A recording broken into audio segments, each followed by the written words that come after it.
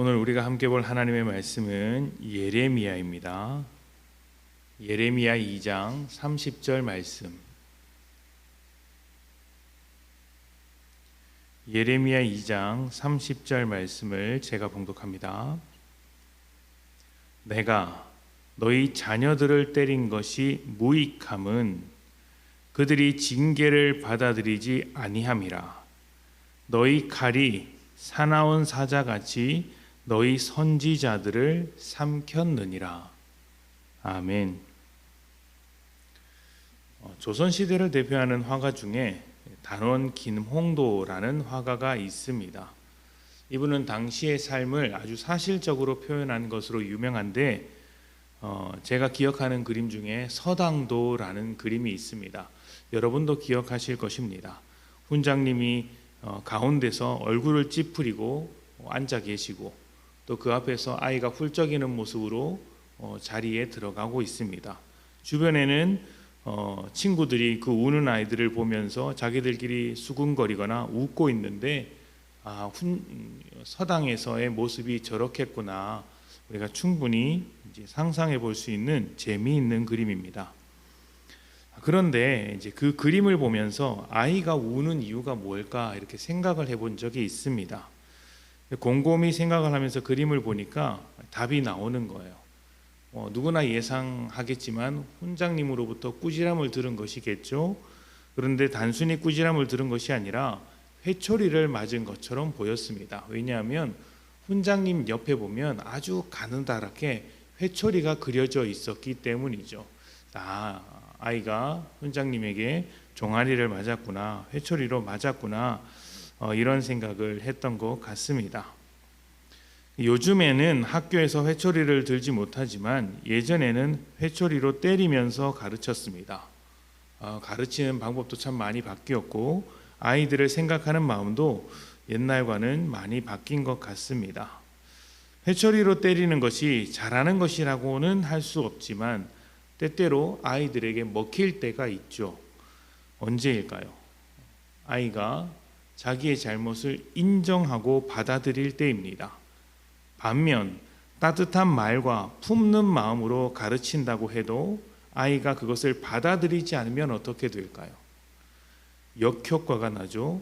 아무리 좋은 말을 해주더라도 받아들이지 않으면 잔소리가 되는 것입니다.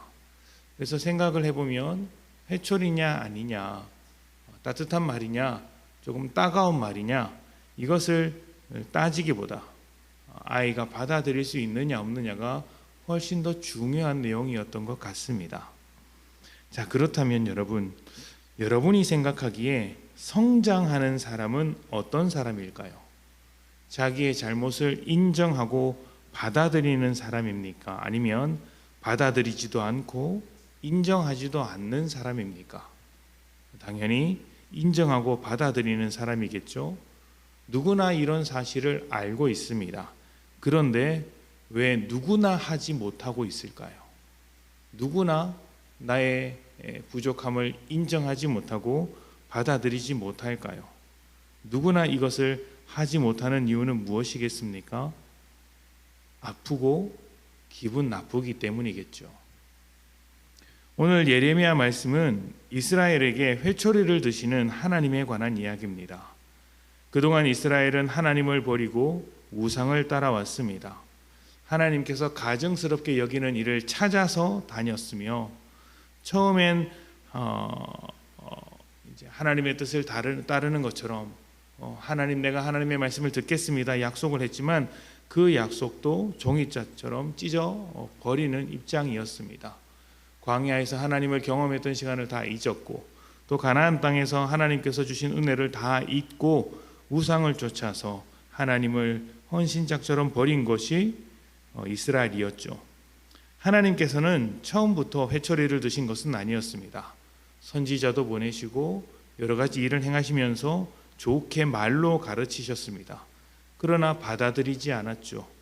오늘 말씀을 보면 선지자들이 찾아와서 말을 할 때마다 기분이 나빠했고 칼로 목숨을 빼앗는 지경까지 간 것입니다. 하나님의 말씀을 전하는 선지자를 칼로 쳐 죽인 것이죠. 그래서 하나님께서 회초리를 들고 때렸는데 듣지 않으니 참 무익한 일이었다. 이렇게 한탄하고 계신 것이죠. 하나님께서 얼마나 답답한 심정으로 말씀하고 계시는지를 우리가 이 말씀을 통해 들어야 합니다. 믿음을 시작하면 무엇이 잘 되고 무엇이 안 되는지 아십니까?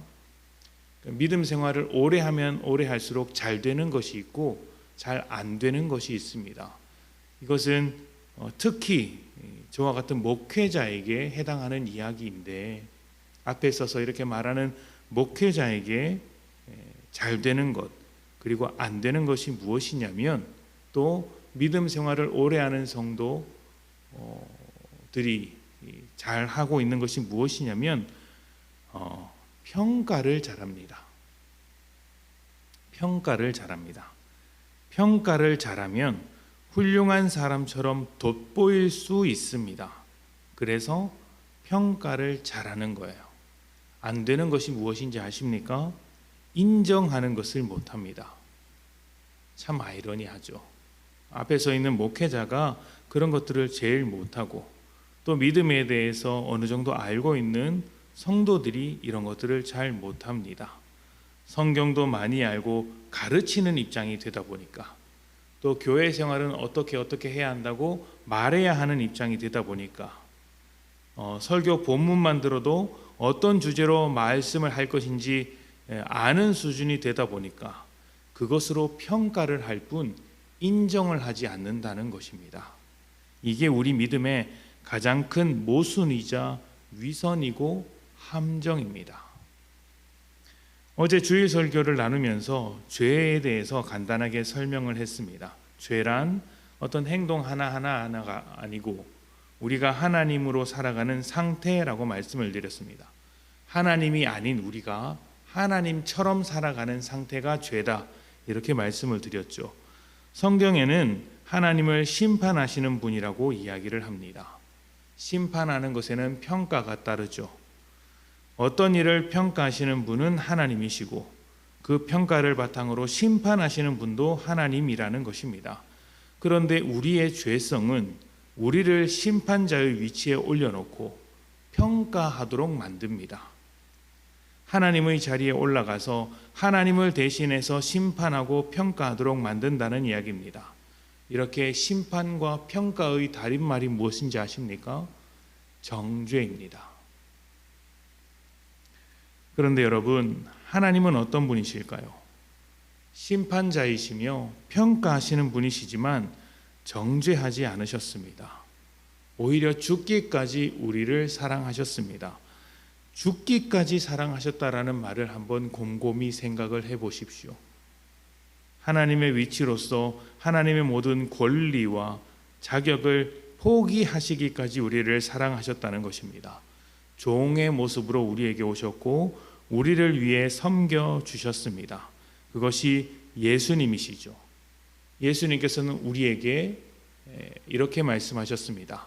내가 너희를 종과 같이, 선생이 아니라 종과 같이 섬긴 것처럼 너희도 그와 같이 하라. 선생이 되어서 평가하기보다 종이 되어서 섬겨주기만 하라.